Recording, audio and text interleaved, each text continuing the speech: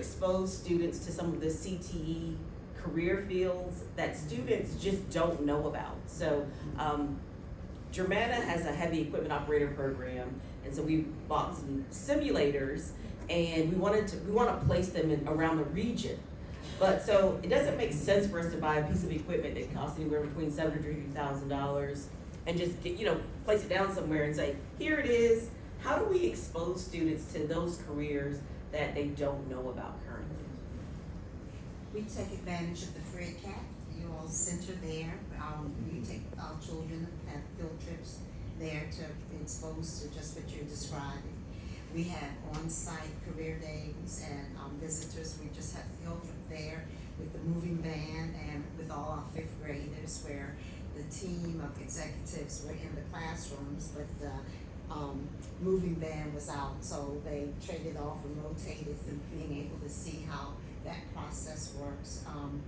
Always open to have examples of businesses and opportunities that our students can be exposed to throughout the day. We've been involved with the expo and the career days there and at the mall and all. So we have a coordinator, Christy, who does excellent work in terms of keeping us that K-12 focus on careers and exposure.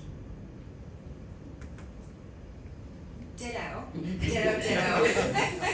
I guess the only unique piece that I would highlight on behalf of Caroline, because of course I have the two lovely ladies in the audience that really are facilitating this opportunity for our kids, is we have developed a career connection cohort, and approximately 30 to 40 students have been identified, and every month, and you can give me the hairy eyeball if I'm inaccurate with that detail, they are going on a full day field trip, and they visit a business in the morning and a business in the afternoon with lunch nestled in between, and these businesses reflect everything from a blue collar work setting to more technical trade areas, and the students are able to have rich, robust conversation that they're reflecting on, and they're getting that on-site exposure, and they're really realizing how even Chick-fil-A, which was one of their most prized possession stops, has marketing, it has sales, it has, of course, customer service and the food industry, but they only see what they see through their teen lens. And so I think it's really kind of pulled the curtain away to what it takes to really run a business. It certainly is through those partnerships and trying to bring people in to talk about the trades, talk about the different opportunities that are out there. I know that our tech center principal and assistant principal visit all the middle schools.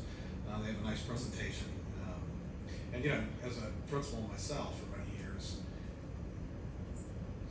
the tech center type programs are lifesavers for kids. There are kids that who knows what they would be doing or not be doing if they didn't latch on to some goal that was exposed to them, as 9th or 10th graders. And we do know that there are kids that don't catch on to something, right?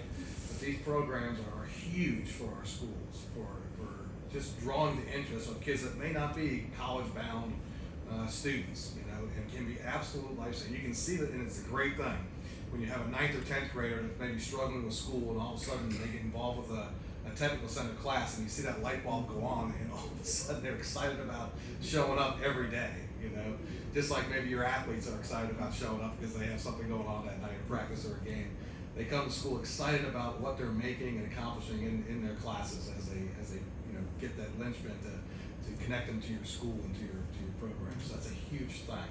It's exposing them to as many programs as possible to find out what makes you click, man. What turns you on, Just adding a little bit to that, colleagues have either directly or alluded to this in their comments, but catching them earlier is always better. So the earlier you can make that connection with the student and kind of draw that interest in and expose them to different programs. So we have a career pathways course in middle school that many of our students take. It's not required at this point, but is an optional course that kind of explores different careers that they potentially could take and try to draw up that interest, and then that can guide as they get into the high school level courses which direction they